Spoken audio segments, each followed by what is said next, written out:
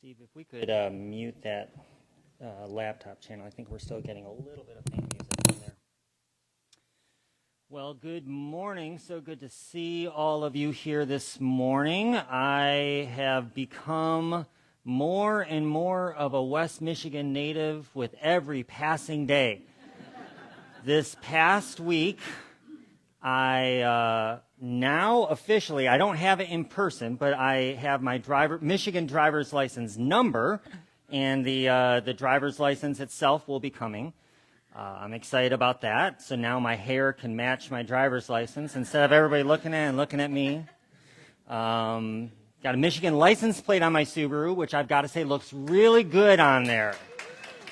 So if you see the orange Subaru around town with the kayaks on the roof and the nice blue winter and water wonderland plate, I felt really good. I told the lady at the Secretary of State, she didn't find it quite as interesting as I did, but I said, you know what? I said, it's been almost 20 years since I've had a Michigan plate on my car. And it's pretty cool to put it back on there again. And then yesterday I was going to do some kayaking, and then because of the red flag warning. Anybody see the water yesterday? You go out to the water? It was so cool. So we went out to Holland State Park, and instead I got my kite out. And it is sport kiting, not knitting. Although, with everything you're seeing in the Olympics, I give it time. You will see sport knitting one day. It's going to happen. But I got my kite out yesterday, and man, was that a blast. I have a nice long 75-foot tail, and it's a two-line sport kite. So red flag days are not good days to be in the water, but they're great days to fly a kite. So I had a lot of fun, and I'm feeling more and more West Michigan all the time. So it's a lot of fun. We're in this topic, this theme about unfolding, and I wanted to explore this idea or this theme about who we become as we unfold. In 2003, some of you may have seen this documentary that was, I believe it's on HBO. It was called The Inventor. In 2003, rising star Elizabeth Holmes dropped out of Stanford University and founded a blood testing startup called Theranos. What made Theranos unique was that they supposedly could perform hundreds of blood tests with just a few drops of blood. And anybody who comes from the healthcare background realizes right off the bat the difficulties with trying to do such a thing. And yet, Elizabeth Holmes was able to convince some extremely smart people, among them billionaires Rupert Murdoch, Larry Ellison, and even the DeVos family, to invest. There's some chuckles in there. They invested. Theranos was worth $700 million, or they received $700 million from investors. And in 2014, when she was just 30 years old, Forbes named Holmes the world's youngest self-made female billionaire, with a worth of $4.5 billion. That was in 2014.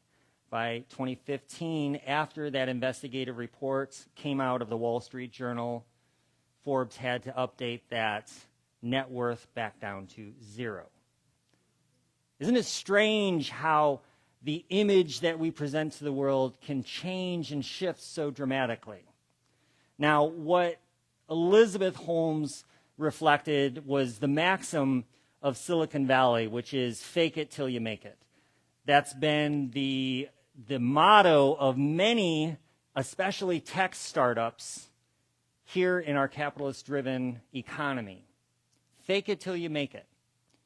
And there's some understanding behind why people like an Elizabeth Holmes would do the things that she did because of all the investors. But what does it look like when we have this fake persona that we portray to the world, to our friends, to everybody else? You see, when our life is unfolding, there is this tendency about the process of unfolding to think that perhaps our life should have maybe unfolded slightly different than it did. And maybe that belief that we think that things should have transpired differently leads us to begin living our lives as if they did. We have this disingenuous disconnect between who we actually are and the version of ourselves that everybody else sees of us. We maintain this image of who we think we should be. Psychotherapist Kathy Ingram says, the idea of, quote, making it or being perceived as a success, especially in our culture, and especially within the business world. This is especially true for females in the business world. So I want to, on the one hand, not throw Elizabeth Holmes under the bus, because the idea of what a female trying to raise money and investments for is not something that I understand. But there is this idea of this image that we portray and wanting to be successful or wanting to be together, to have our stuff together. She says the idea of making it or being perceived as a success in the eyes of others can become an unrealistic goal, always out of reach. Our self-image is at odds with our lived experience. We often end up valuing our own worth through external evaluation against a specific set of criteria dictated by our family, by our cultures, or our society. Our concepts of wealth or prestige or success may have more to do with the views of others than our own internal evaluation.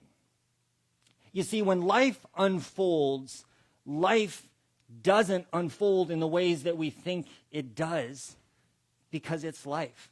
And that's the beauty of it. And along the way, we're going to mess up. We're going to make the wrong choices. We're going to do the wrong thing. And here's what I would challenge you to think.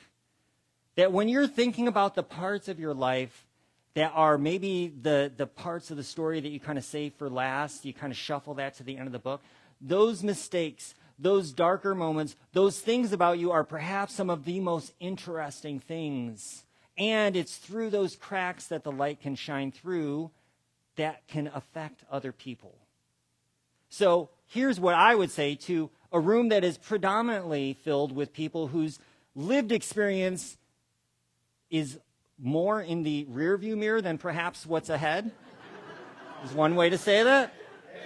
Statistically speaking. Hey, I've told Lisa that I'm planning on living to 120, so you can set your high goal wherever you want. But here's the deal. We have a lot of stories in this room. We have a lot of mistakes. And we also have a world and a culture and people coming up who are looking for what it means to be authentic, what it means to be real, to own this. Brené Brown is perhaps one of the best speakers and teachers and writers who talks about authenticity. So, of course, I'm going to quote from her first book, The Gifts of Imperfection. And she says that authenticity is this daily practice of letting go of who we think we're supposed to be and embracing who we are. And that's easy to say, and gosh darn, is that hard to do. Because maybe you recognize that voice in your head that is always so hard on you for not living up to these expectations that you have of yourself. Brené says, choosing authenticity means cultivating the courage to be imperfect, to set boundaries, to allow ourselves to be vulnerable. We talked a little bit in pre-talk, and it's important to note here that vulnerability, authenticity, honesty, is a privilege that we offer others. You don't owe others insight into your life. And this is something that must be done within the boundaries of trust and mutual respect.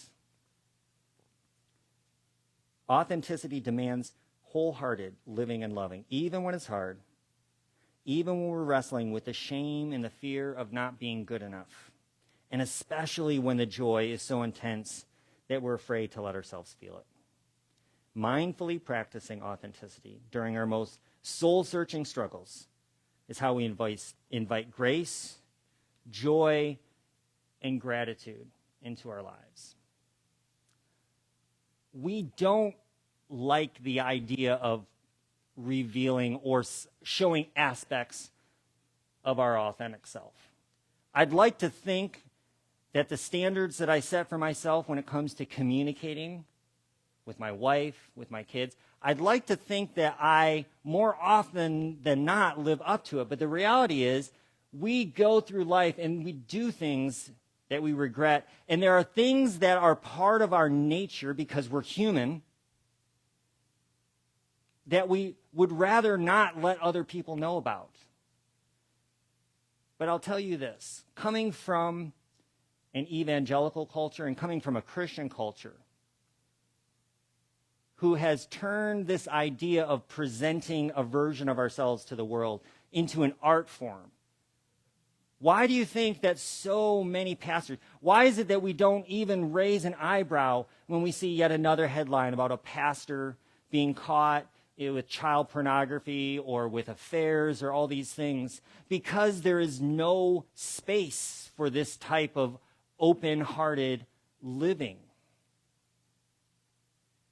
So we have the opportunity to do that. But it's not easy. It's really not. The reality is, those rose-colored glasses that Charity have, we want other people to see us with those rose-colored glasses. As a matter of fact, we will put those glasses on for them because we look better. I'm going to challenge you that the view of you without the rose-colored glasses on is the view of you that the world most needs to see. And especially within this community, the people that you invite into your life, we need the people in our lives that we can be authentic, that we can be real. Because this fake it culture that we live in is tough, but it's especially tough for those in culture who identify as people pleasers. Do we have any self-identifying people pleasers in the room? If I tell you to raise your hand, will you raise your hand?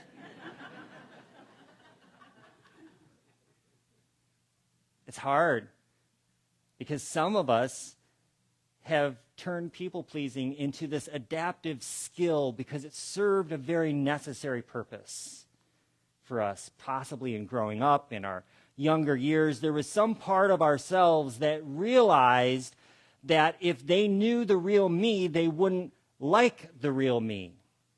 And so we curate this version of ourselves that is palatable for those around us.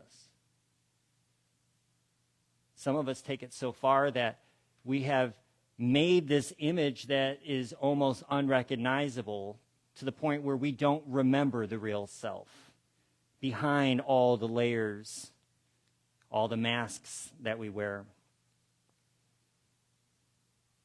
The reality is that we present oftentimes the opposite of our fears. So if you're a people pleaser, or if you're worried about or have grown up in such a way where you're worried about this image that you're curating, and if your deepest fear is that you are undesirable, that you're unwanted or unlikable, then every action you do is going to be in contrast to that. We present oftentimes opposite of our fears. What I want to challenge you with this morning is to spend some time reflecting on the things that we hide and ask ourselves, why do we hide them? What is it that drives us in this culture to be so together? What is it that we try to do? Why is it that we try to live this version of ourselves that is so exhausting to maintain? The Jenna and Jesse song, I love that because artists, more often than not, are able to put words and music to things that are these really complicated concepts there. I love that song about being paralyzed by these terrible lies. And we find ourselves like that at times, with family, with friends, in a community, paralyzed by this version of ourselves that we're trying to maintain. There's a quote from a book I was reading this week called In Praise of Shadows. A lot of this talk comes out of specifically some very Japanese ideas. Because the Eastern mindset in terms of authenticity and honor is very, very different from our Western idealized mindsets. And Junichiro Tanizaki, in his book In Praise of Shadows, he describes the difference between the Eastern and the Western cultures this way. He said, "We Orientals tend to seek our satisfactions in whatever surroundings we happen to find ourselves, to content ourselves with things as they are. And so darkness causes us no discontent. We resign ourselves to it as inevitable. If light is scarce, then light is scarce. We will immerse ourselves in the darkness and there discover its own particular beauty." But the progressive Westerner is determined always to better his lot. From candle to oil lamp to gaslight to electric light. His quest for a brighter light never ceases. He spares no pains to eradicate even the minutest shadow. The quality that we call beauty must always grow from the realities of life. We think that what we're trying to do is cultivate a more beautiful version of ourselves. And we can delude ourselves into thinking that.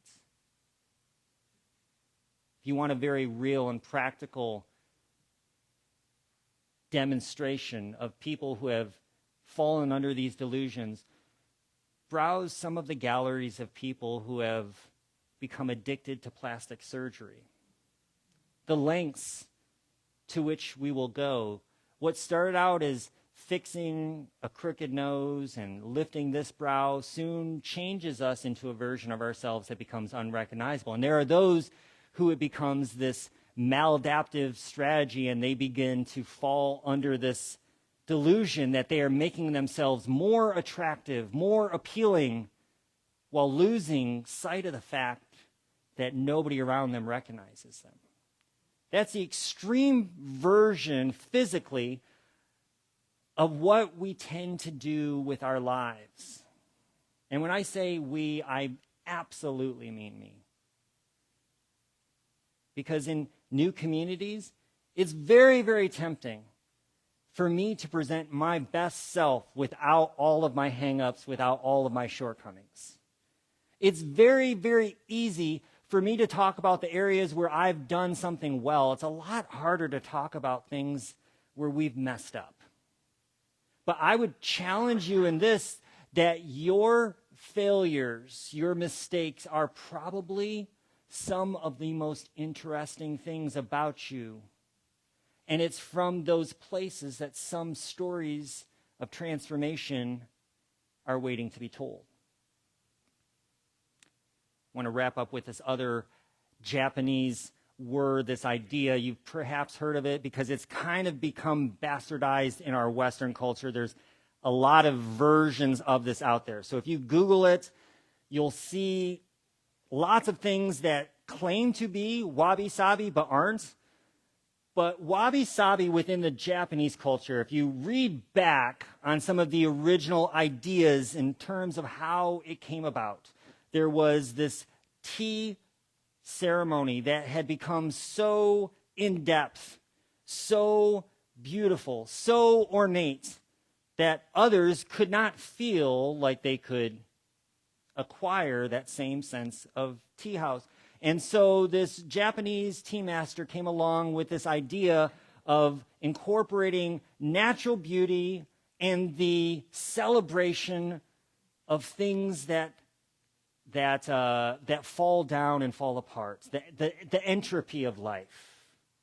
And this idea became birthed in this contradiction of these two Japanese words, wabi and sabi.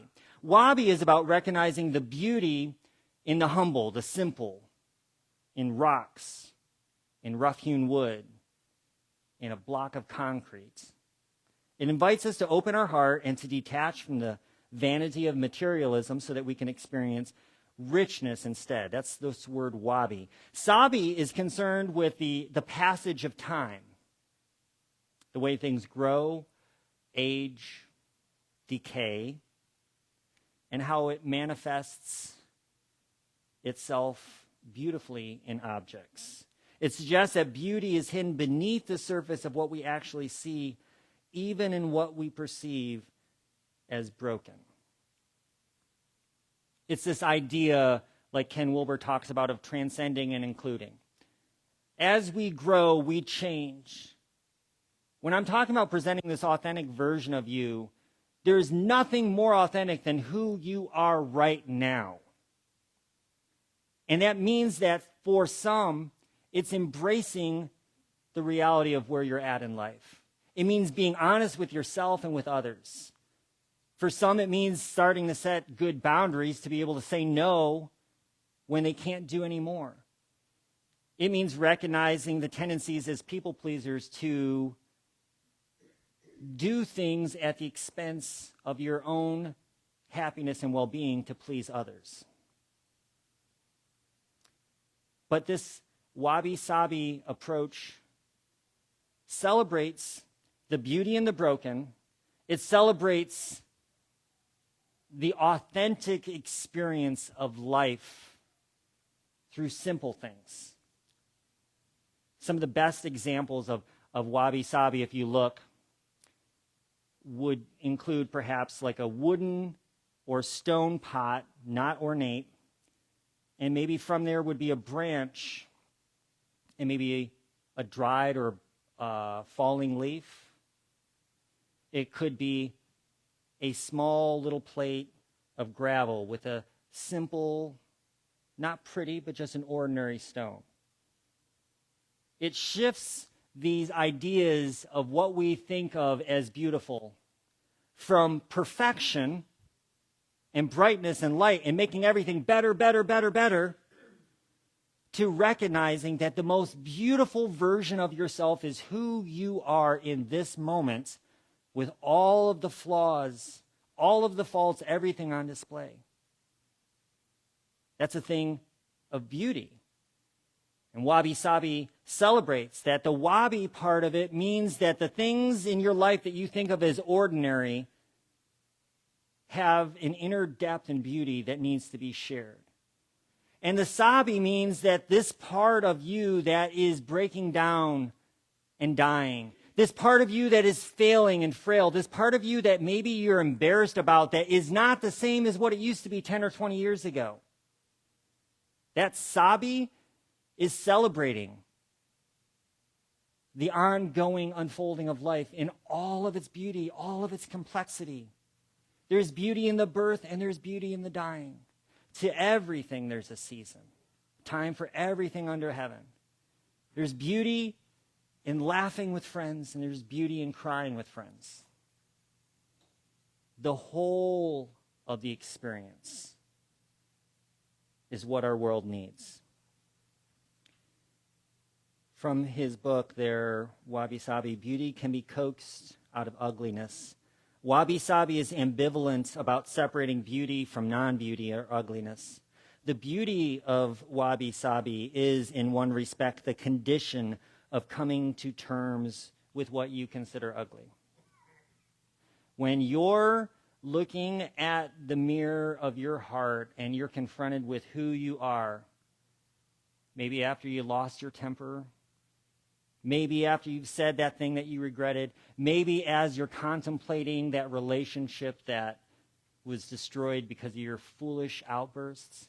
As you contemplate all of those things, Wabi-Sabi says that this condition means that you embrace the beauty in even the broken pieces of your life, especially the broken pieces of your life. I'll leave you with this last quote here from Omar Atani. No palm tree is perfectly shaped, yet we marvel at the beauty with which it stands. No seashell is perfectly drawn, and yet we marvel at the beauty with which it curves. Accept and appreciate yourself as you are today, in your natural state, just like you would a tree in a forest.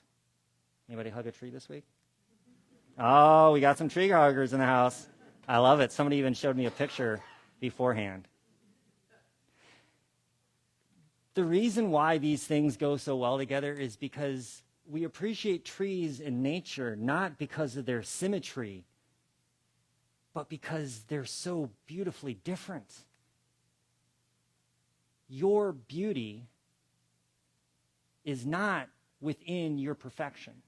Your beauty is within your brokenness. Your story has value.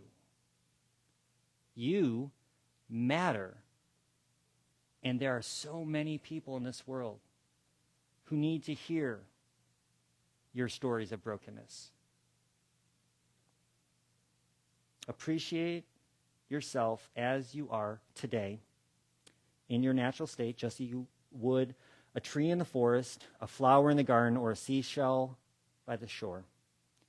You are the entirety of you. You are whole and you are beautiful. Thank you for sharing this planet and this time with me this morning. Namaste.